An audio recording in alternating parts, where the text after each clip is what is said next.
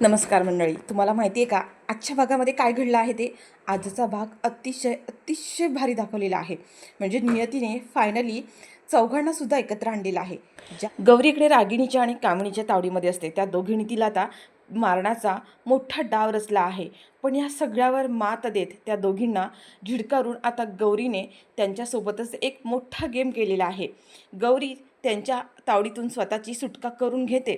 पण त्यानंतर तिने जे काही केलेलं आहे त्याच्यामुळे रागिणीला आणि आता कामिणीला मोठा झटका बसणार आहे. गौरी इकडे रागिणीच्या आणि कामिणीच्या तावडीमध्ये असते. त्या दोघींनी तिला आता मारण्याचा मोठा डाव रचला आहे.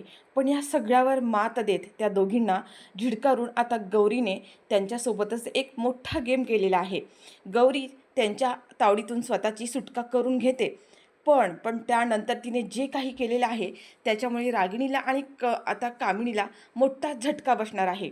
तर आपण मागच्या भागामध्ये पाहिलं की आता कामिनी आणि रागिणीने गौरीला मारण्याचा खूप मोठा प्लॅन केला होता. तिला मारण्यासाठी गुंड पाठवले होते. पण या सगळ्यावरती मात करत आणि या सगळ्यामधून बाहेर येत गौरीने स्वतःचा जीव वाचवलेला आहे. खरं तर अनामिका आणि ऋषी यांची गाडीची टक्कर लागते आणि त्याच्यामुळेच गौरीला तो चान्स मिळतो आणि गौरी तिथून आता स्वतःची सुखरूप सुटका करते. तर इथे आता कामिनी आणि रागिणी या दोघींचा सुद्धा खूप असा संताप झालेला असतो, कारण गौरी ही त्यांच्या हातातून सुटलेली असते. दोघीसुद्धा वैतागून घरी आलेल्या असतात. तर इकडे गौरी मात्र कसाबसा स्वतःचा जीव वाचवत ती धावत पळत पुन्हा एकदा महाजनांच्या घराच्या समोरच आलेली असते. तर इकडे गौरी मात्र कसाबसा स्वतःचा जीव वाचवत ती धावत पळत पुन्हा एकदा महाजनांच्या घराच्या समोरच आलेली असते. गौरीने कसाबसा स्वतःचा जीव वाचवलेला असतो. ती इकडे तिकडे पाहते. तिला आधी कळतच नाही हे काय आहे, आणि जेव्हा तिला कळतं की हे महाजनांचंच घर आहे ती पुन्हा घाबरते. तिला कळतं की आता आपल्या जीवाला इथे सुद्धा पुन्हा एकदा धोका आहेच. पण आता गौरीला हे माहीत असतं की त्या दोघी चांडाळींना आहेत त्या आता काही कमळीला सोडणार नाही आहेत. कारण आता इथे कामिनीने तसं बोललेलंच असतं की कमळीचा ती जीव घेणार म्हणून. त्याच्यामुळे गौरी म्हणते की माझ्या लेकीला इथून मी काही जत्री घेऊन जाणार. कमळीच्या जीवाला इथे धोका आहे आणि मी तिला इथे राहूच देणार नाही. त्या दोघी मला जित्या सोडणार नाहीत तर नाहीत, पण माझ्या कमळीला सुद्धा सोडणार नाहीत. आता माझ्याकडे कुठला पर्यायच नाही आहे. कमळी बाळा, मला तुला भेटायचं आहे. आता कमळी कुठं भेटेल म्हणून गौरी इकडे तिकडे बघत असते. आणि तेवढ्यातच मागून राजन येतो. राजनने गौरीला पाहिलेलं असतं आणि तो पुढे येतो आणि पाहतो तर ती गौरी असते. राजन गौरीला म्हणतो की गौरी, तू इथे इथे इथे काय करते आणि काय झालं, तुझी अशी अवस्था का झाली आहे? गौरी प्रचंड घाबरलेली असते, प्रचंड घामाघूम झालेली असते. राजन तिला पाहून म्हणतो की काय आहे हे गौरी, काय अवस्था करून घेतलीस आणि तू इथे कशी काय आली?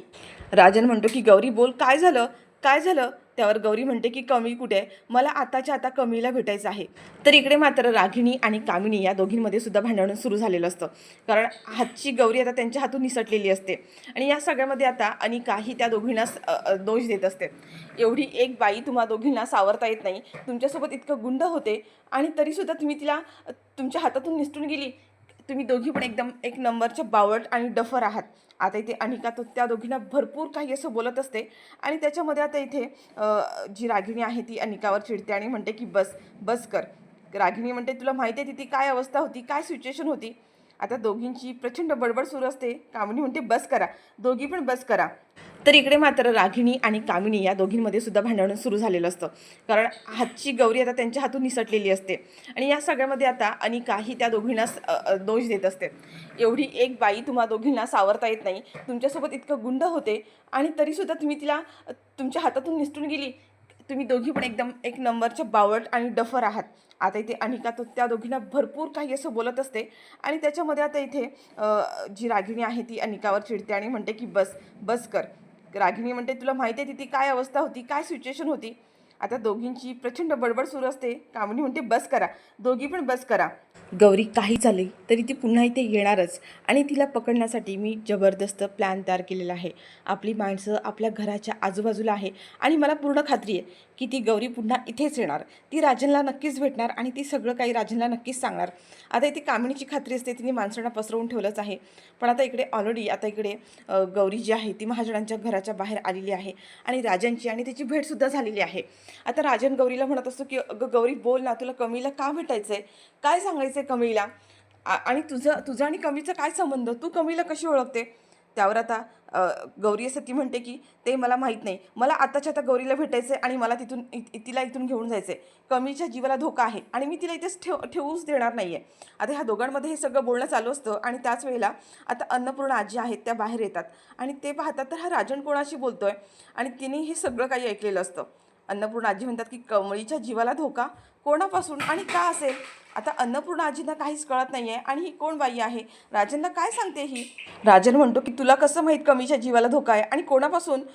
तेव्हा आता इथे गौरी म्हणत असते की मी तुम्हाला सगळं काही सांगते आणि त्यानंतर आता गौरी झालेला सगळा प्रकार जो आहे तो आता इथे राजनला सांगत असते की ती सांगते की कमी माझीच मुलगी आहे. मी त्या दिवशी तुम्हाला भेटलो आणि तुम्हाला सगळं काही खोटं सांगितलं कारण कमीच्या जीवाला धोका आहे. पण आज आज माझ्यासोबत जे झालं आहे ना त्यावरून मला माहिती आहे की कमीच्या जीवाला आत्ताही इथे धोका आहे आणि मी तिला इथे राहूच देणार नाही आहे. रागिनी आणि कामिनी माझ्या जीवावर उठल्यात, माझ्या जीवावर उठल्या तर उठल्या, माझ्या लेकीच्या पण जीवावर उठलेल्या आहेत. राजन म्हणतो की म्हणजे कमी आपली मुलगी आहे का. गौरी म्हणते की हो, कमीच आपली मुलगी आहे. राजन कमीला म्हणतो की एवढे दिवस तू ही गोष्ट का लपून ठेवलीस, तू माझ्याशी खोटं का बोललीस, तू मला का सांगितलंस की आपली मुलगी जगामध्ये नाही आहे म्हणून.